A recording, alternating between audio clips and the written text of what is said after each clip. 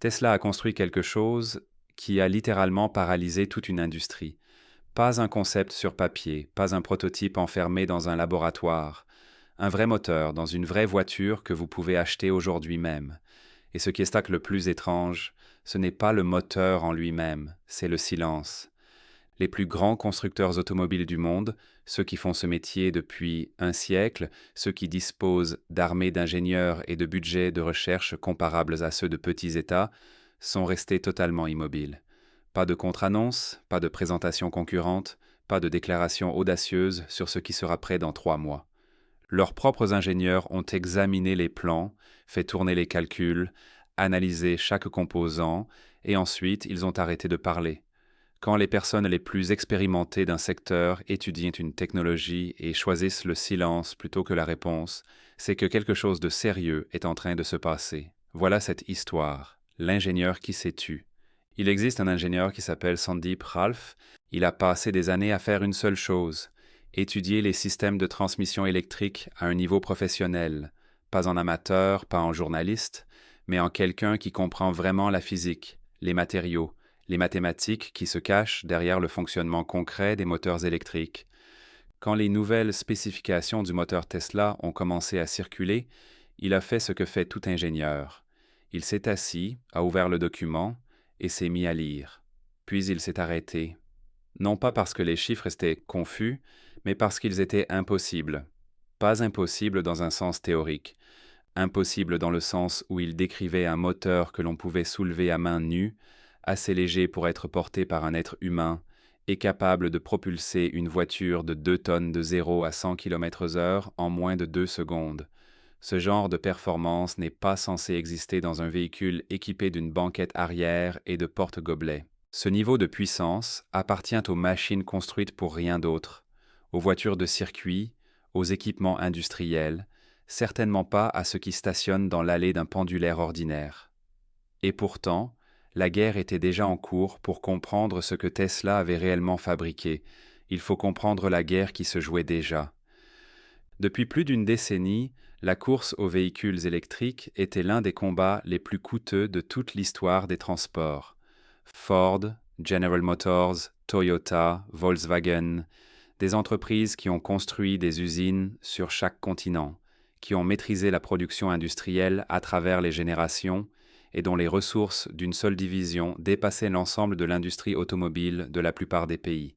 Et à côté d'elle, Tesla paraissait fragile. Excitante, certainement, ambitieuse, sans aucun doute, mais fragile. Les analystes sérieux affirmaient que ce n'était qu'une question de temps. Tôt ou tard, les géants mobiliseraient toute leur puissance, le fossé se refermerait. Alors ils sont passés à l'action. Des milliards ont été investis dans des programmes de véhicules électriques presque du jour au lendemain. De nouvelles usines ont émergé à travers l'Europe et l'Asie. Des ingénieurs ont été recrutés, reconvertis, repositionnés. Toutes les quelques semaines, une nouvelle entreprise faisait son apparition, chacune affirmant avoir enfin trouvé la formule pour battre Tesla à son propre jeu. Et pendant un temps, cela semblait vraiment fonctionner. Les batteries progressaient, les designs s'affinaient, les réseaux de recharge s'étendaient, la concurrence était réelle, l'écart se réduisait. Puis Tesla a présenté son nouveau moteur, et l'écart n'a pas seulement cessé de se réduire, il s'est inversé. Ce qui s'est passé ensuite a désorienté tous ceux qui observaient la scène. Les rivaux n'ont pas réagi. Pas de conférence de presse, pas d'ingénieur se présentant pour promettre quelque chose de supérieur l'année suivante. Aucune feuille de route ambitieuse dévoilée dans les salons professionnels. Juste le silence. Ce silence particulier qui s'installe dans une pièce quand tout le monde réalise soudainement que les règles du jeu ont déjà changé et que personne n'a pensé à les prévenir. Sandeep Ralph n'était pas le seul à s'être tu.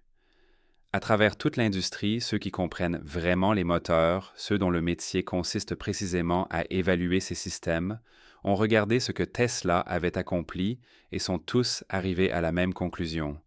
Tesla ne s'était pas simplement retrouvé en tête de course, il avait quitté la piste. Pensez à Sandy Munro. Munro s'est construit toute une réputation en démontant des voitures et en disant franchement ce qui ne va pas avec elles. C'est le genre d'analyste qui cherche les problèmes pour le plaisir, qui aborde chaque produit avec un scepticisme professionnel et des décennies d'expérience, qui est rarement impressionné. Quand Monroe et son équipe se sont penchés sur la technologie de transmission de Tesla, les critiques n'ont pas suivi. À la place, quelque chose de plus étrange a émergé, du respect, accompagné d'une sorte de malaise. Les experts en démontage, ceux dont le seul travail est de localiser le défaut, avaient du mal à le trouver. Et la partie la plus effrayante pour tous les concurrents qui observaient, ce n'était pas seulement que le moteur était brillant, c'était que ce moteur était presque impossible à reproduire. Selon certaines estimations, recréer cette technologie de zéro pourrait prendre des années, peut-être une décennie entière. Et au moment où un rival quelconque aurait rattrapé son retard, Tesla se trouverait déjà sur un terrain entièrement nouveau. Alors comment une entreprise que tout le monde s'attendait à voir prendre du retard s'est-elle retrouvée aussi loin devant? Pour comprendre ça, il faut savoir exactement où en était Tesla juste avant l'apparition de ce moteur parce qu'elle n'était pas en train de gagner. Elle saignait. La lutte commerciale. Le Cybertruck était censé tout redéfinir. Quand Elon Musk a fait rouler ce coin en acier inoxydable sur scène, la réaction a été immédiate et colossale. La forme ne ressemblait à rien de ce que le marché des pick-ups avait jamais vu. Les angles étaient suffisamment tranchants pour paraître tout droit sortis d'un roman de science-fiction. Des millions de personnes ont regardé. Les investisseurs ont célébré. Le récit s'est écrit tout seul. Tesla était sur le point d'avaler le segment des pick-up en entier. Ce n'est pas ce qui s'est passé. Les ventes Kralles sont arrivées bien en dessous des prévisions. Le véhicule censé déclencher une demande massive est devenu la preuve d'une vérité plus difficile à accepter, à savoir que le spectacle et les ventes ne sont pas la même chose. Le Cybertruck faisait tourner les têtes partout où il passait, mais il n'a pas rempli les carnets de commandes comme son lancement le laissait supposer. Puis quelque chose de plus gênant est apparu. Des analystes examinant les données d'immatriculation ont remarqué quelque chose d'étrange. Une part significative des premières immatriculations de Cybertruck semblait liée à des entreprises gravitant dans l'orbite de Musk lui-même, SpaceX, XAI, d'autres ventures connectées au même écosystème. Certaines estimations laissaient entendre qu'environ un camion sur 5 immatriculés, au cours d'un trimestre clé, aurait pu aller à des organisations liées à Musk plutôt qu'à des acheteurs indépendants. En soustrayant ces chiffres, le tableau apparaissait encore plus fragile. Mais les difficultés du Cybertruck n'étaient vraiment qu'un symptôme de surface d'un problème plus profond. Tesla avait émergé dans un monde où elle se trouvait presque seule. Ce monde n'existait plus. Tous les grands constructeurs automobiles avaient désormais des véhicules électriques sur les routes. La concurrence s'était multipliée, les prix avaient chuté. Se démarquer était devenu sincèrement difficile. Les rappels et les plaintes relatives à la qualité ajoutaient de la pression. La confiance du public s'était érodée. La presse avait commencé à écrire un certain type d'articles. C'est le moment où la plupart des entreprises reculent. Elles réduisent leurs ambitions, protègent leurs marges et attendent des conditions plus favorables. Tesla a fait exactement le contraire, ce qui nous amène à la question sur laquelle il vaut la peine de s'arrêter. Pourquoi une entreprise soumise à ce type de pression choisirait-elle son pari technique le plus grand et le plus risqué à précisément ce moment-là? La réponse à cette question est le moteur de tout ce qui a suivi. Défier les lois de la physique. Il existe une vérité implacable qui gouverne tout dans l'ingénierie des véhicules électriques. La physique ne négocie pas. Pendant des années, chaque constructeur automobile sur la planète croyait être enfermé dans un compromis fondamental. Une voiture pouvait être rapide et puissante, ou efficiente et capable de parcourir une distance sérieuse sur une seule charge. Les deux simultanément semblaient violer quelque chose d'essentiel dans la manière dont l'énergie fonctionne. Construire pour la performance et le moteur surchauffait, gaspillait de l'énergie et nécessitait une infrastructure de refroidissement massive juste pour survivre. Construire pour l'efficience et l'expérience de conduite en souffrait. Tout le monde acceptait ça. Ce n'était pas un choix de conception, c'était une frontière physique. Et pour la majeure partie du secteur, cette limite avait été traitée comme permanente. Un plafond sous lequel on concevait ses moteurs, sans jamais chercher à le franchir. Tesla choisit d'explorer une frontière différente. Ses ingénieurs passèrent des années sur ce problème. Pas des mois, des années. itération après itération, impasse après impasse, et la solution à laquelle ils parvinrent finalement paraît presque décevante de simplicité quand on l'entend. Envelopper le rotor dans de la fibre de carbone. Voilà pourquoi cela compte. À l'intérieur de chaque moteur électrique se trouve une pièce en rotation appelée le rotor. À grande vitesse, les forces qui s'exercent sur ce rotor sont colossales. La pression centrifuge s'accumule sur les bords extérieurs, cherchant à désintégrer la structure de l'intérieur vers l'extérieur. Les ingénieurs appellent ça une guerre permanente. Pousser le rotor trop vite et le matériau se déforme, s'affaiblit, lâche. Ce plafond mécanique, invisible, silencieux, a discrètement orienté chaque décision de conception de moteur chez tous les constructeurs automobiles. Personne ne brisa la limite. Ils construisirent tous à l'intérieur de celle-ci. Pendant des décennies, ce plafond fut tellement accepté qu'il cessa de ressembler à une limite. Il ressemblait simplement à de la physique, comme la gravité. Tesla enveloppa le rotor dans de la fibre de carbone. Ce matériau est extraordinairement résistant et remarquablement léger. L'enveloppe serre vers l'intérieur, maintenant le rotor solidaire contre les forces qui tentent de le détruire à vitesse extrême. Le concept est élégant, l'exécution est d'une difficulté redoutable. La fibre de carbone et le cuivre se dilatent à des rythmes différents sous l'effet de la chaleur, ce qui signifie que bobiner le matériau à la tension précise requise exigeait des machines qui n'existaient pas encore. Tesla dut construire de toutes pièces la machine permettant de fabriquer le moteur. Le résultat fut un moteur capable de tourner à plus de 20 000 tours par minute. 20 000. C'est le territoire des machines industrielles spécialisées. Pas celui d'une berline que quelqu'un gare dans son allée résidentielle pour aller chercher ses enfants à l'école. Mais la vitesse brute n'était même pas la révélation. La révélation, c'était ce que l'enveloppe de fibre de carbone fit à tout le reste. À ces vitesses de rotation extrêmes, le rotor restait stable, équilibré, maîtrisé. Cette stabilité améliorait les performances magnétiques du moteur, ce qui signifiait qu'une plus grande part d'énergie électrique se convertissait en mouvement réel vers l'avant, au lieu de se dissiper sous forme de chaleur. Un couple instantané massif, une accélération à couper le souffle, tout en restant efficace sur une longue route, compact, léger, nécessitant moins de refroidissement que les autres conceptions concurrentes. Des experts en performance avaient catégoriquement qualifié cette combinaison d'impossible pour un véhicule destiné à un usage quotidien. La Tesla Model S Plaid prouva le contraire. 0 à 100 km/h en moins de 2 secondes. Un chrono qui fit honte à des hypercars exotiques valant des millions de dollars. Et cette même voiture emmena ensuite une famille sur des centaines de kilomètres dans le même après-midi. Imaginez un journaliste automobile ayant passé 20 ans à tester chaque voiture qui compte. Quelqu'un qui arrive à chaque présentation presque déjà à moitié ennuyé. Qui a entendu toutes les annonces et sait exactement comment la plupart d'entre elles se terminent. Qui a déjà en tête la moitié de sa critique sceptique avant même de s'asseoir. Placez cette personne dans une plaide, laissez-la appuyer une seule fois sur l'accélérateur et observez ce qui se passe sur son visage. Ça se produisit encore et encore, des journalistes cherchant leurs mots sans les trouver, des ingénieurs de sociétés concurrentes regardant les vidéos dans un silence total. Parce qu'une spécification sur papier peut être contestée. Une berline familiale à 4 portes humiliant une supercar à 1 million de dollars en ligne droite ne se discute pas. C'est une démonstration. Ça s'est simplement produit. Et une fois que c'est arrivé, on ne peut pas effacer le fait que c'est arrivé. Pendant des décennies, l'industrie avait tenu pour certaine une chose. Choisissez la vitesse ou choisissez l'autonomie. Prenez l'un ou l'autre. Acceptez le compromis. Tesla choisit les deux. C'est à ce moment que les rivaux perdirent la parole.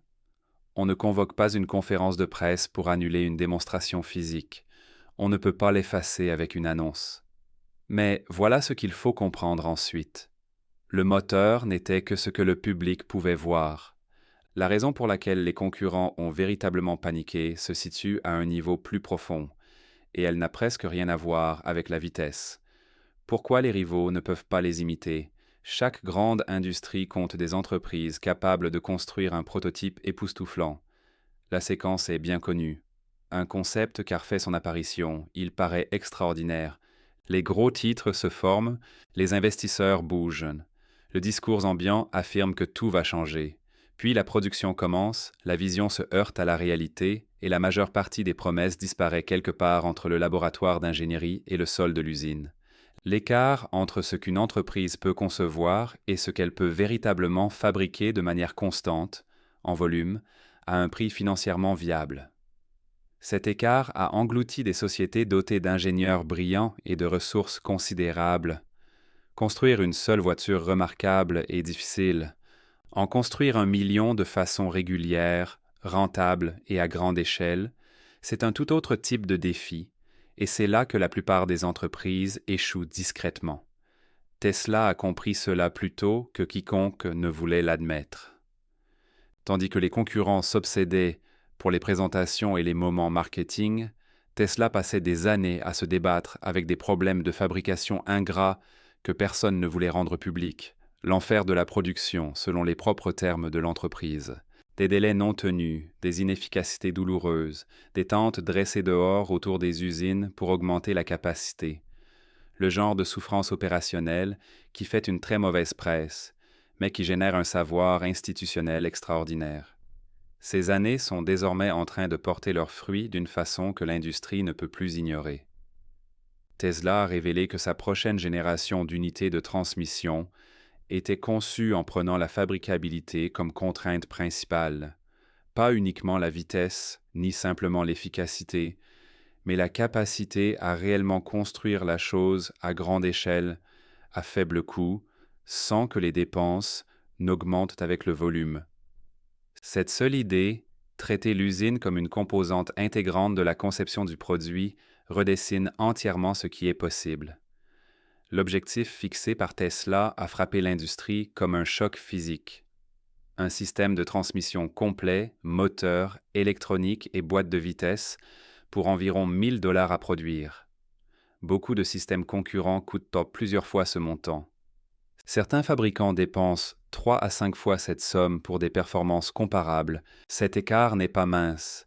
Aucune négociation d'approvisionnement ne permet de le combler. Aucun ajustement de processus ni changement de fournisseur ne vous y amène. Il représente une approche fondamentalement différente de la construction du produit, depuis ses fondements mêmes. Un concurrent ne peut pas négocier pour atteindre la structure de coût de Tesla.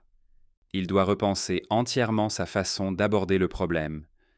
Imaginez l'analyste des coûts d'un constructeur automobile traditionnel, quelqu'un dont la carrière repose sur la recherche d'économies, sur le rognage des marges, sur l'extraction de petites efficiences dans des chaînes d'approvisionnement complexes.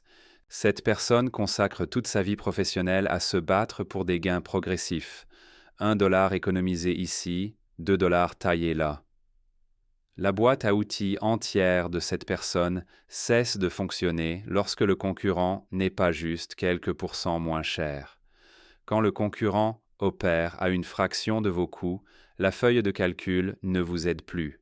La discussion en salle de conseil n'a pas de bonne réponse, parce que copier un moteur est déjà suffisamment difficile. Copier un moteur qui est aussi nettement moins coûteux à produire tout en égalant ses performances, c'est un problème d'une toute autre nature. Un rival pourrait démonter le rotor de Tesla et mesurer chacune de ses dimensions. Il pourrait comprendre exactement comment il fonctionne.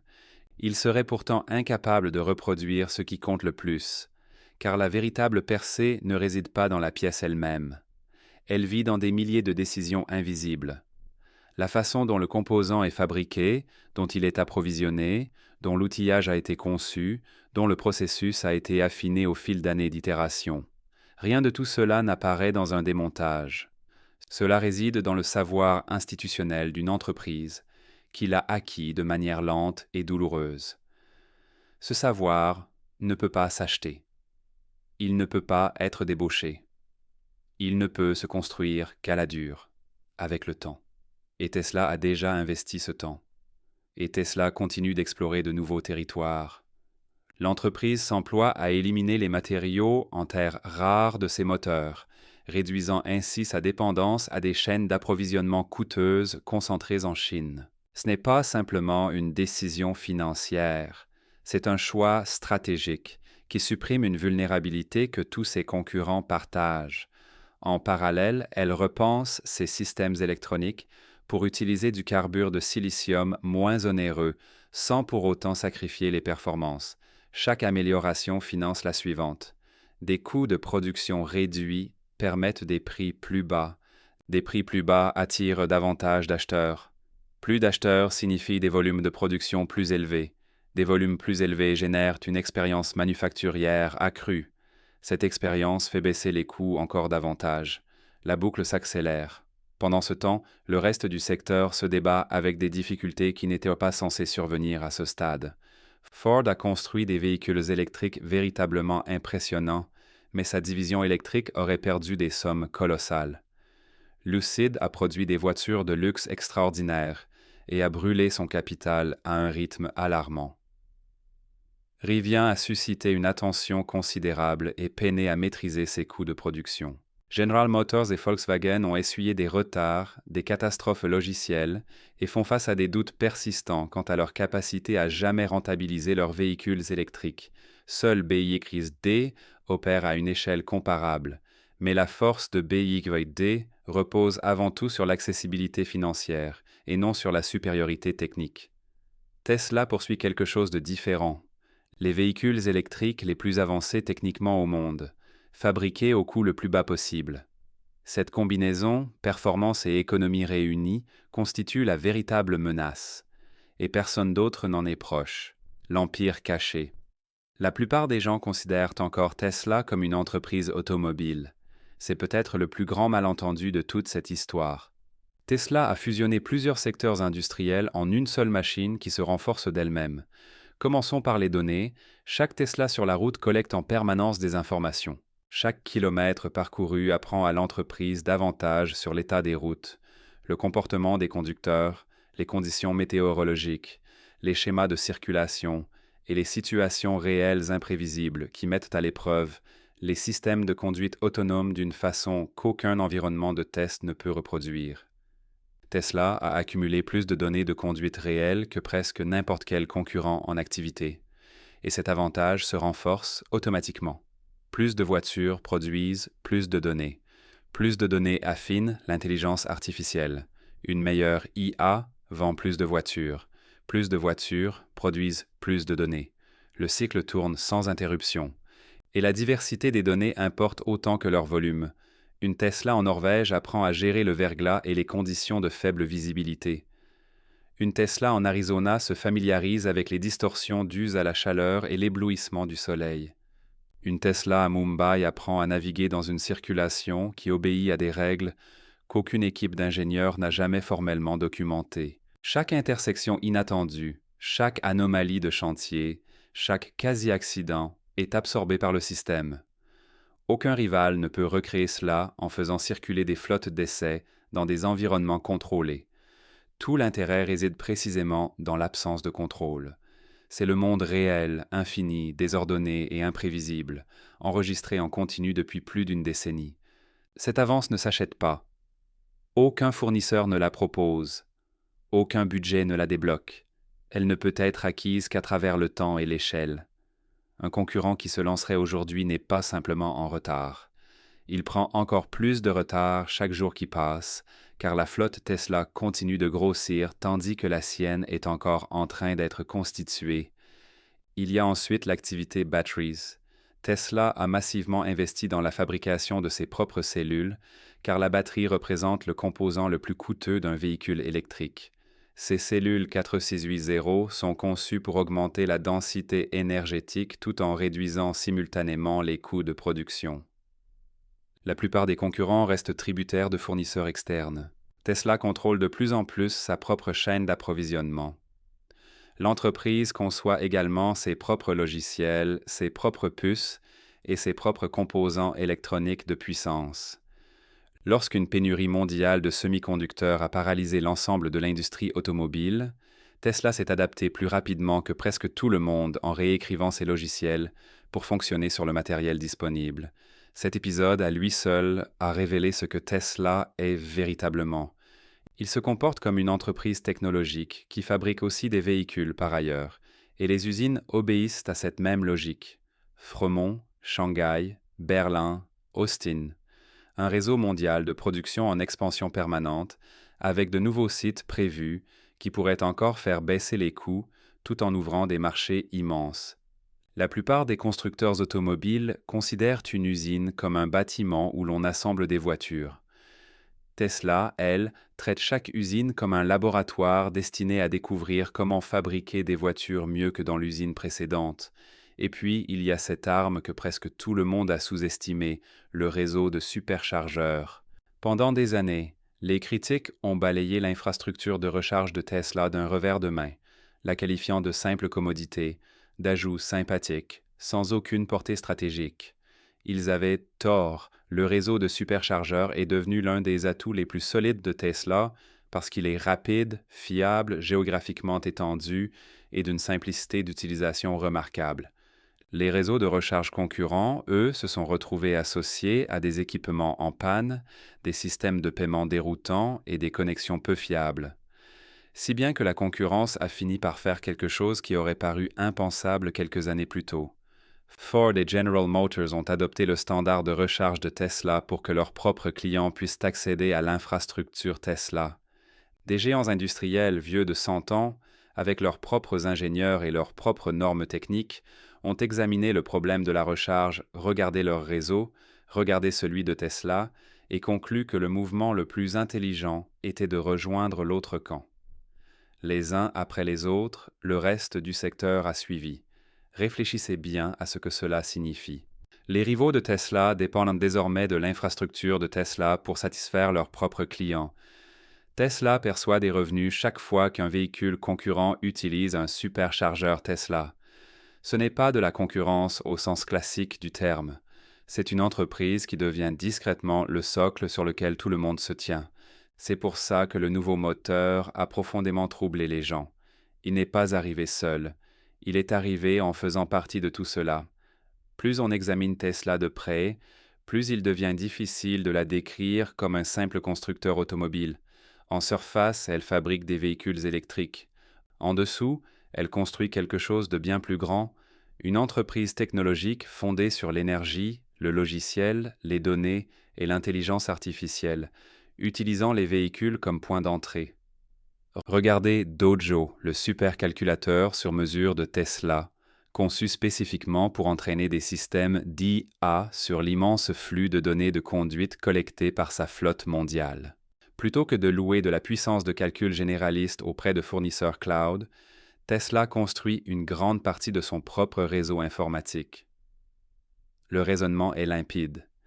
Tesla estime que son avenir dépend moins des voitures qu'elle vend aujourd'hui que de l'intelligence que ces voitures porteront demain. Cela crée un autre cycle qui s'entretient de lui-même. Une meilleure technologie de véhicule vend davantage de voitures. Plus de voitures génèrent plus de données de conduite. Plus de données accélèrent l'entraînement de l'IA. Une IA plus intelligente améliore les capacités autonomes. Une meilleure autonomie augmente la valeur de chaque véhicule de la flotte. Une valeur plus élevée soutient des marges plus importantes. Ces marges financent du matériel plus performant et une recherche plus approfondie. Le cycle s'alimente lui-même et ne cesse de prendre de l'élan. La vérité gênante pour chaque concurrent est celle-ci. Un cycle déjà en mouvement ne peut pas être copié. Le temps qu'un rival atteigne là où Tesla se trouve aujourd'hui, Tesla aura utilisé ce même temps pour se déplacer ailleurs. L'écart ne s'arrête pas. Pendant que vous le poursuivez, il se creuse. C'est ce que les ingénieurs rivaux ont compris au moment où ils se sont tus. Ils ne fixaient pas un moteur qu'ils ne pouvaient pas égaler. Ils fixaient la preuve d'un processus qu'ils ne pouvaient pas égaler. Des talents peuvent être débauchés. Des pièces peuvent être rétro-ingénierées. Un concurrent peut même vous surpasser en dépenses pendant 1 an ou 2. Ce que vous ne pouvez pas faire, c'est plonger la main dans une autre entreprise et en extraire la boucle de capitalisation formée par les données, le savoir-faire industriel et l'intelligence artificielle, construite sur plus d'une décennie. Il n'existe aucun raccourci pour y parvenir. Il n'existe qu'une longue route, et cette route ne cesse de s'allonger. La course aux véhicules électriques ne porte plus vraiment sur la construction d'automobiles. Tesla est en compétition sur chaque niveau simultanément. La technologie des batteries, les logiciels, la fabrication, l'intelligence artificielle, les données de conduite réelles, l'infrastructure de recharge et l'échelle de production mondiale. Rattraper Tesla sur l'un seul de ces fronts demanderait à un concurrent des années d'efforts concentrés. Le rattraper sur tous à la fois, pendant que Tesla continue d'avancer, c'est une toute autre affaire. Et c'est la véritable raison pour laquelle l'industrie s'est tue. Il n'a jamais été question d'un seul moteur. C'était le moment où ils ont compris que ce moteur n'était qu'une preuve. La preuve d'une machine qu'ils sont incapables de reproduire. Une machine qui génère des avancées plus vite que quiconque ne parvient à assimiler la précédente. Le rotor en fibre de carbone n'est pas la menace. Ce qui a fabriqué ce rotor, voilà la véritable menace. La révolution des véhicules électriques est bien réelle. Elle ne ressemble simplement pas à ce que la plupart des gens avaient imaginé. Au lieu d'un marché ouvert avec une concurrence équilibrée et des acteurs égaux, ce qui prend forme, c'est un monde dominé par une seule entreprise qui avance plus vite, apprend plus rapidement et a bâti un système profondément interconnecté que tous les autres tournent encore en rond en cherchant où commence la frontière. Alors dites-nous ce que vous en pensez. Tesla a-t-elle déjà pris une avance impossible à combler, ou croyez-vous que la concurrence possède encore une chance? Partagez votre avis sincère dans les commentaires. Nous les lisons sans exception.